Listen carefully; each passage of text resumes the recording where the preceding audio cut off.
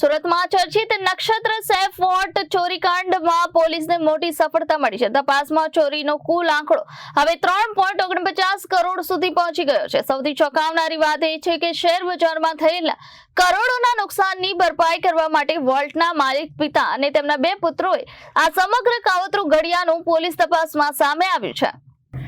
સુરતના સિંગણપોર સ્થિત નક્ષત્ર સેફ વોલ્ટમાં થયેલી કરોડોની ચોરીના કેસમાં રોજ નવા ખુલાસા થઈ રહ્યા છે। પોલીસ તપાસમાં સામે આવ્યું છે કે વોલ્ટના સંચાલકોએ એવી બ્રાન્ચને સોફ્ટ ટાર્ગેટ બનાવી જ્યાં દરરોજ લોકરો ખુલતા ન હતા। આરોપીઓએ ડુપ્લિકેટ ચાવી તૈયાર કરાવવા માટે મણીલાલ નામના વ્યક્તિની મદદ લીધી હતી અને એક લોકર તોડવા બદલ તેને 1200 રૂપિયા રોકડા ચૂકવવામાં આવતા હતા। તપાસ દરમિયાન વધુ 3 ગ્રાહકોના કુલ 116.5 તોલા સોનાની ચોરી પણ સામે આવી છે, જેના કારણે ચોરીનો કુલ આંકડો 3.49 કરોડ સુધી પહોંચી ગયો છે અને ગ્રાહકોમાં ભારે ચિંતા અને અફરાતફરીનો માહોલ જોવા મળી રહ્યો છે। પોલીસે વોલ્ટના માલિક પિતા અને તેમના 2 પુત્રો ઉપરાંત ચોરીનું સોનું ખરીદનાર 2 સોનીઓની પણ ધરપકડ કરી છે। આરોપીઓ પાસેથી રૂપિયા 15 લાખની રોકડ તેમજ બેંકોમાં જમા કરાવ્યાની સ્લીપો પણ કબજે કરવામાં આવી છે। આરોપીઓને કોર્ટમાં રજૂ કરી રિમાન્ડ મેળવવામાં આવ્યા છે અને આ સમગ્ર કાવતરાના અન્ય પાસાઓની તપાસ ચાલુ છે। બીજી તરફ આ ઘટનાને પગલે નક્ષત્ર સેફની સિંગણપોર બ્રાન્ચના ગ્રાહકો પોતાના લોકર ખાલી કરવા માટે પહોંચી રહ્યા છે। પોલીસે તેમજ તંત્રે લોકર ધરાવતા તમામ ગ્રાહકોને તાત્કાલિક પોતાનો સામાન ચકાસવાની અપીલ કરી છે।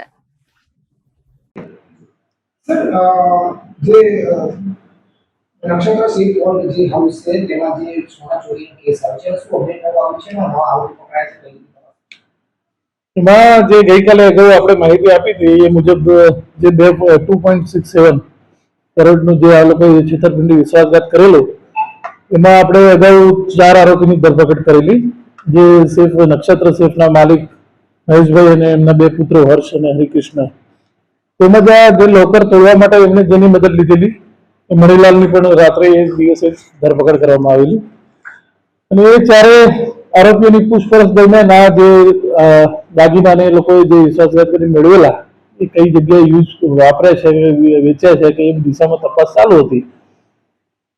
એ દરમિયાન જે સોનીઓ સાથે એમણે આ વહીવટ કરેલો અને જે દાગીનાઓ વેચવાનું કામ કરેલું એ સોનીઓને આપણે ધરપકડ કરી અને બોલાવી અને ધરપકડ કરેલી અને સોનીઓની પૂછપરછ કરીને એમની રિમાન્ડની અને આગળની કાર્યવાહી તજવીજ ચાલુ છે।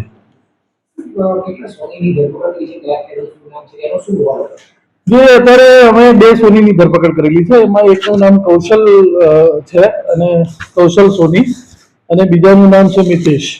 એ કતારગામના રહેવાસી છે, મિતેશ છે અને જે કૌશલ છે અહીંયા અડાજણ વિસ્તારના રહેવાસી છે। એ બંનેની ધરપકડ કરેલી છે અને એમના રિમાન્ડની અને પ્રોસેસ ચાલુ છે।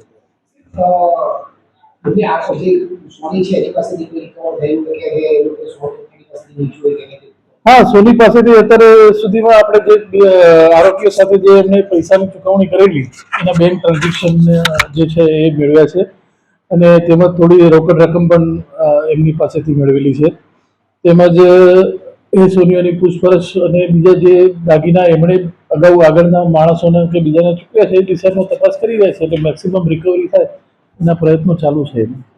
આજે પેલો લોકર બોર્ડના જે આરોપી મળ્યા કેટલો આની જોયેલા કેટલા રૂપિયા લેતા તારી પાસે કરાર તો એવું કઈ નહીં, પણ મણીલાલ એક આ લોકર તોડવાનું મતલબ કે કોઈના લોકર જામ થઈ ગયો કે એવી પબ્લિકના રોકડનું એ બધું કામ કરતો તોડવાનું ને આ લોકોના સંપર્કમાં હતો પહેલાથી, જ્યારે બી એમને જરૂર પડતી ત્યારે બોલાવતા અને દરેક લોકર દીઠ એમનું અલગ અલગ ભાડું નક્કી કરતા કે 1200 થી 1500 રૂપિયા લોકર તોડવાના એ લેતો હતો મણીલાલ।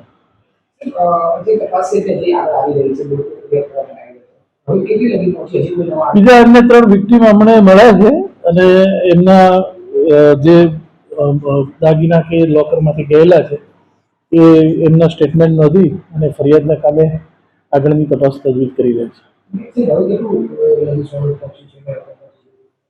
અત્યાર સુધી રકમ તો ટોટલ બીજા 3 જે આપણને મળ્યા છે એ બધું આપણે જોવા જઈએ તો 3 CR ઉપર થઈ જશે રકમ, જે 3.49 ની આજુબાજુ થાય છે।